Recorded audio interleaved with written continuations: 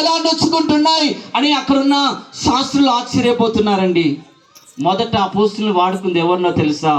జ్ఞానము లేకుండా నశించిపోతున్న పేతురుని ప్రపంచానికి మొదటిగా సంఘాన్ని కట్టేవాడిగా మార్చాడండి. హల్లెలూయా. పాతాళ లోక ద్వారములు నీ ఎదుట నిలబడలేరు పేతురు అన్నాడు. ఇదిగో పరలోకం యొక్క తాళము చేతులు, పాతాళం యొక్క తాళము చేతులు నీకు ఇస్తున్నానని చెప్పాడు. ఎవరికో తెలుసా? జ్ఞానము లేనటువంటి పేతుర్ని, ఇప్పుడు నశించిపోతున్నటువంటి పేతుర్ని ప్రపంచానికి ఆశ్చర్యకరంగా మార్చాడండి. హల్లెలూయా. ఈ రాత్రి దేవుడు నశించిపోతున్న మిమ్మల్ని అందరినీ కూడా ప్రపంచానికి ఆశ్చర్యకరంగా మార్చునుగాక. మీ కుటుంబాలకు ప్రయోజనకరంగా మార్చునుగాక. మీ గ్రామాలకు ప్రయోజనకరంగా మార్చునుగాక.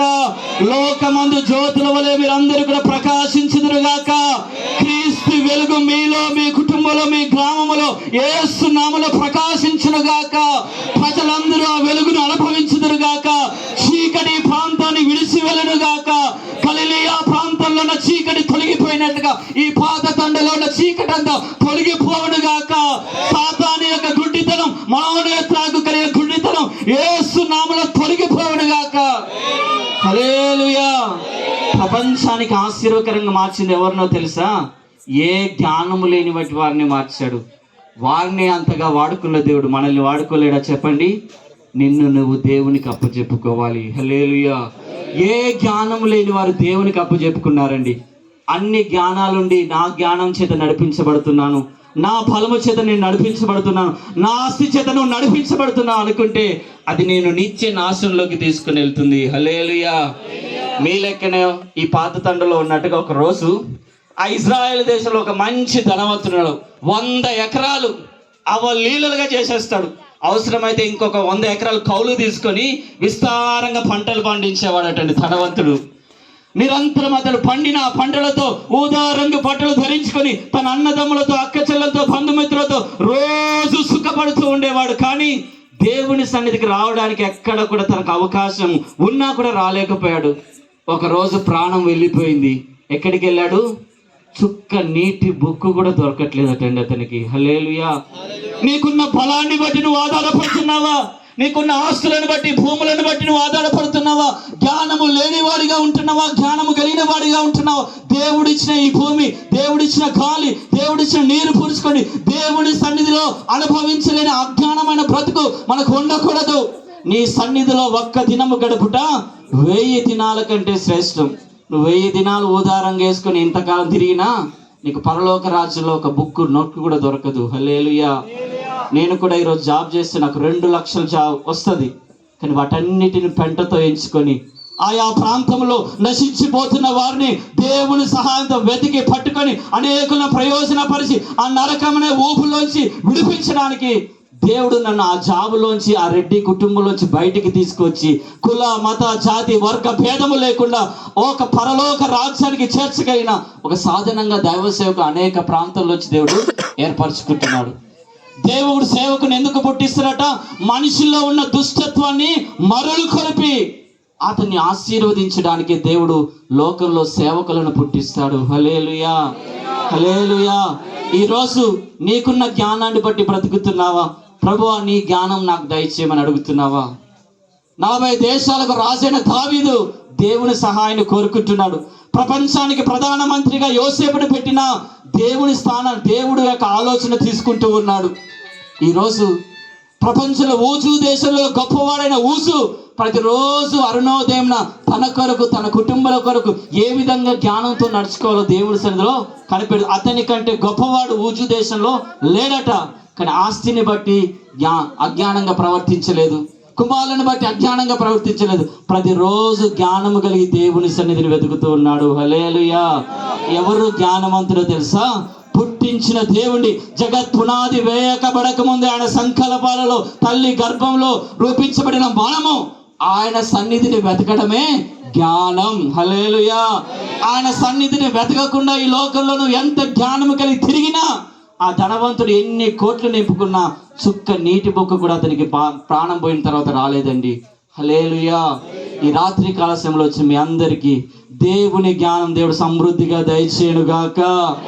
జ్ఞానవంతురాలు తన ఇల్లును మీరందరూ పరలోక రాజ్యంలో ఇల్లులు కట్టుకుందరుగాక, బంగారు వీధుల్లో సంచరించుదురుగాక, దుఃఖము వేదన కన్నీరు లేని రాజ్యంలో యుగ యుగాలు ఆయనతో పాటు ఉండుదురుగాక. ఎన్ని రోజులున్నాయి? 70 సంవత్సరాలు, మహా అయితే 80, మహాబలం ఉంటే 100. ప్రాణం విడవలసిందే. ప్రాణం విడిచిన తర్వాత నీ స్థానం ఏంటి అంటే అది పరలోకమై ఉండాలి. హల్లెలూయా.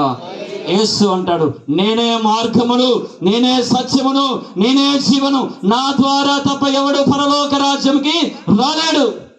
అందుకే నేను నా పితరుల ఆచార సంప్రదాయాలన్నీ విడిచిపెట్టి కుల మత జాతి వర్గ భేదము లేకుండా ఒకే రక్తము చేత విమోచించబడి సమస్త మానవాళికి రక్షణ అనుగ్రహించిన ఆయన నామములో బాప్తీసం పొందుకొని నన్ను నేను పరలోక రాజ్యానికి సిద్ధపరచుకుంటూ నేను సిద్ధపడుతూ అనేకులు సిద్ధపరచడమే దేవుడు నాకు ఇచ్చినటువంటి బాధ్యత. హల్లెలూయా. మీరు కూడా మిమ్మల్ని మీరు పరలోక రాజ్యానికి సిద్ధపరచుకొని అనేకులు సిద్ధపరచుదురుగాక. యేసు ప్రభు చేసిన మొదటి ప్రసంగం పరలోక రాజ్యం మారు మనసు పొందండి. హల్లెలూయా.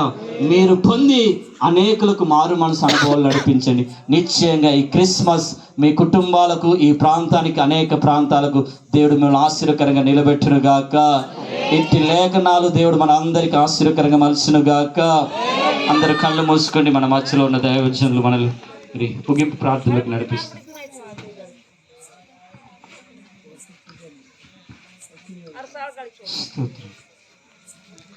ప్రార్థన చేద్దాం. అందరం కూడా కళ్ళు మూసుకుందాం. క్రీస్తుని ఎరిగిన వారమైనా కాకపోయినాను చక్కటి మాటలు విన్నాము. రక్షణను గూర్చిన సువార్త ఈ రాత్రి మనకు వినబడింది. దేవుడు మనల్ని ఎంతగానో ప్రేమిస్తూ ఉన్నాడు. మన ప్రాంతాన్ని దేవుడు ప్రేమిస్తూ ఉన్నాడు. దేవుడు సేవకుల నుంచి దేవుడు మాట్లాడినట్లుగా దేవుడు సేవకుల్ని ఎందుకు పుట్టిస్తున్నాడు? ప్రజలందరి రక్షణార్థమై, వారిని దుర్మార్గత నుంచి, దుష్టత్వం నుంచి విడిపించడానికే.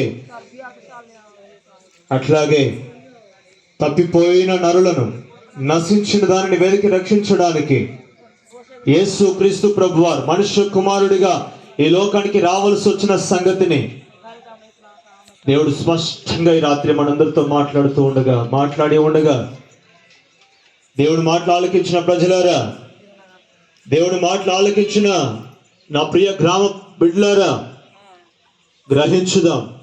సత్యాన్ని గురించి గ్రహించుదాం. వెలుగును గురించి గ్రహించుదాం. గొప్ప విషయాలను దేవుడు బయలుపరిచి ఉండగా మనమంతా ప్రార్థన చేద్దామా? దేవుని అంగీకరించే బిడ్డలంగా ఈ ప్రాంతం పూర్తిగా మార్చబడినట్టుగా ప్రార్థన చేద్దాం.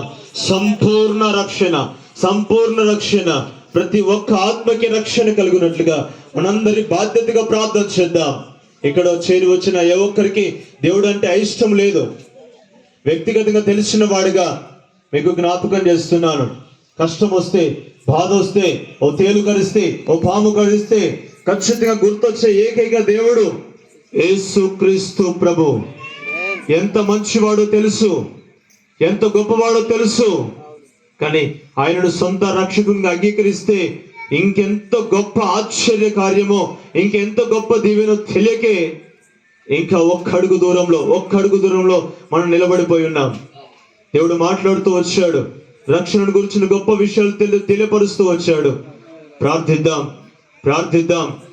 తండ్రి ఆకర్షించింది ఎవరు ఆయన ఎదుకు రాలేరు కనుక తండ్రి ఆకర్షణ ఈరోజు మన మీద, మన ప్రాంతం మీద ఉంటుంది కనుక దేవుడు మనందరినీ పిలుస్తున్నాడు. ప్రయాసపడి భారం మోసుకొచ్చిన సమస్త జనులారా, నా యొద్దకు రండని ఆయన పిలుపు మనకు వినబడుతూ ఉండగా మన భారాన్ని తొలగించే దేవుడు ఆయన, మన వేదన తొలగించే దేవుడు ఆయన, మనల్ని గొప్ప విడుదలిచ్చి రక్షణ భాగ్యం ఇచ్చి నడిపించే దేవుడు ఆయన. తండ్రి, మీ సన్నిధిలో ప్రార్థిస్తున్నాము తండ్రి. అయ్యాని దీని సేవకుల్ని నాయన మా ప్రాంతానికి నడిపించిన ఆయన మరొక మారు తండ్రి, అయ్యా ప్రజల్ని పురికొల్పడానికి నాయన, అయ్యా ప్రజలకి మరొక మారు రక్షణ గురించిన సువార్తను జ్ఞాపకం చేయడానికి, తెలియపరచడానికి ప్రభువా మరొక మారు పిలవడానికే నాయన అయ్యా మీరు నడిపించినందుకే వందనాలు, స్తోత్రాలు చెల్లిస్తున్నాను. అయ్యా వినబడ్డ ప్రతి మాట హృదయాల్లో నాటబడాలి తండ్రి. వినబడ్డ ప్రతి మాట హృదయాల్లో నా తండ్రి ఇదిగో నాయన అయ్యా భద్రపరచబడాలని ప్రార్థన చేస్తున్నాము తండ్రి. ఆలోచింపజేసేదిగా అయ్యా నీకు స్తోత్రము తండ్రి. ఆలోచింపజేసేదిగా అయ్యా హృదయాల్లో అయ్యా నిలిచి ఉండాలని మేము ప్రార్థన చేస్తున్నాము తండ్రి. నీ మాటలను బట్టి అయ్యా ప్రేరేపణ కలుగచేయండి తండ్రి. నీ మాటలను బట్టి ఆలోచన కలుగజేయండి ప్రభువా. అయ్యా గొప్ప విడుదల కలుగునట్లుగా యెహెజ్కేలు గ్రంథంలో మీరు మాట్లాడినట్టుగానే ఇదిగో నేను తప్పిపోయిన దాన్ని ఇదిగో తిరిగి రప్పిస్తానన్నట్టుగా, అయ్యా తోలివేసిన దాన్ని నేను తిరిగి తోలుకొని వచ్చుతానన్నట్టుగా నాయన నశించిపోయామయ్యా, నశించిపోయి ఉన్నాం నాయన. అయ్యా తిరిగి అయ్యా రక్షణ భాగ్యములోకి నడిపించమని ప్రార్థిస్తున్నాము తండ్రి. నీ బిడ్డలుగా మరొకసారి అంగీకరించండి నాయన. నీ కుమారులుగా కుమార్తెలుగా మరొకసారి అంగీకరించి అవకాశాన్ని కల్పించమని ప్రార్థిస్తున్నాము. భయంకర నరక వేదన నుంచి తప్పించండి అయ్యా తండ్రి. మీరే గొప్ప కార్యము చేయండి తండ్రి. మీరే గొప్ప విడుదల కలుగచేయండి నాయన. మీరే గొప్ప మార్పు కలుగచేయండి తండ్రి. మారు మనసు కలుగచేయండి నాయన. అయ్యా నమ్మి బాప్తిసం పొందితే అయ్యా గొప్ప విడుదల ఉందని అయ్యా తెలుసుకునే భాగ్యం అనుగ్రహించండి తండ్రి. నీకు స్తోత్రం. అయ్యా నీకు వందనాలు. ఈ కుటుంబాన్ని ఈ తండాలో దీవెనకరంగా మీరు నిలబెట్టండి. మా గ్రామం నుంచి మరొక కుటుంబం రక్షించబడి అనేక ప్రాంతాల్లో పరిచర్యలో సహకారంగా వాడబడుతుందని వింటుండగా తండ్రి మేము సంతోషిస్తూ ప్రార్థిస్తున్నాము. ఈ కుటుంబాన్ని మరింత మీరు బలపరచమని ప్రార్థిస్తున్నాము. మరింత నీ శక్తితో నింపమని ప్రార్థిస్తున్నాము. నీ చిత్తం వీరి పట్ల ఇంకను నెరవేర్చమని ప్రార్థిస్తున్నాము. ప్రతి ఆటంకాన్ని తొలగించి వేసి కుటుంబాన్ని దీవెనకరంగా నిలబెట్టండి. ఇంకా అనేకులకు మాదిరికరంగా నిలబెట్టండి నాయన. మీరే దీవించమని ఈ చక్కటి కోరికను నా తండ్రి సెమీ క్రిస్మస్ ఆరాధనలు ప్రభా మీరు మహిమకరంగా ఈ గృహంలో ఈ ప్రాంతంలో నడిపించినందుకు మీకు వందనాలు స్తోత్రాలు చెల్లిస్తూ ప్రయాసపడి చేరువచ్చి స్వార్థ భారాన్ని మోసుకొని వచ్చిన అయ్యా దైవజనులు మరొకసారి జ్ఞాపకం చేసుకుంటూ మీరే దీవించి బలపరిచి ఇంకా నువ్వు బలపరిచి వాడుకొని ఘనత పొందమని యేసు క్రీస్తు నామములో ప్రార్థిస్తున్నాడు తండ్రి. ఆమేన్. దేవుడు ఈ కూడికను ఆశీర్వకరంగా జరిగించేందుకు స్తోత్రాలు చెల్లిద్దాం. స్తోత్రం స్తోత్రం స్తోత్రం స్తోత్రం స్తోత్రం. ఈ ప్రాంతంలో నిష్ప్రయోజనమైన వారి, నశించిపోతున్న వారి అనేకులను దేవుడు ఆకర్షించి అనేక జనులకు దేవుని యొక్క రాజ్యానికి ప్రయోజనకరంగా ఈ కూడిక ద్వారా దేవుడు మార్చబోతున్నందుకే స్తోత్రాలు చెల్లిద్దాం.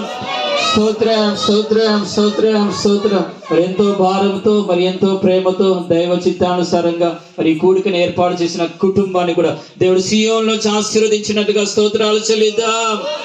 స్తోత్రం స్తోత్రం స్తోత్రం స్తోత్రం స్తోత్రం. మన తండ్రి అయిన దేవుని ప్రేమ, ప్రభువైన యేసుక్రీస్తు కృప, పరిశుద్ధాత్మ దేవుని యొక్క సన్నిధి సావాసం మరి ఈ క్రిస్మస్ వార్త కూడికకు వచ్చిన ప్రతి కుటుంబానికి, ఆయా ప్రాంతంలో వచ్చిన ప్రతి కుటుంబానికి, మరి ఆయా ప్రాంతంలో వచ్చినటువంటి దైవజనులకు కృప తోడైండి సదాకాలము నడిపించును గాక. హల్లెలూయా హల్లెలూయా హల్లెలూయా. ఒక చిన్న కేక్ కటింగ్ ఉంది. తర్వాత మరి కుటుంబం అందరి కొరకు కూడా ప్రేమ విందు ఏర్పాటు చేశారు. అందరూ కూడా మరి ఆ ప్రేమ విందులో పాల్గొని మరి ప్రార్థనా పూర్వకంగా ఆశీర్వాదంతో తిరిగి వెళ్ళవాలని దేవుని పేరిట మనం చేస్తాం.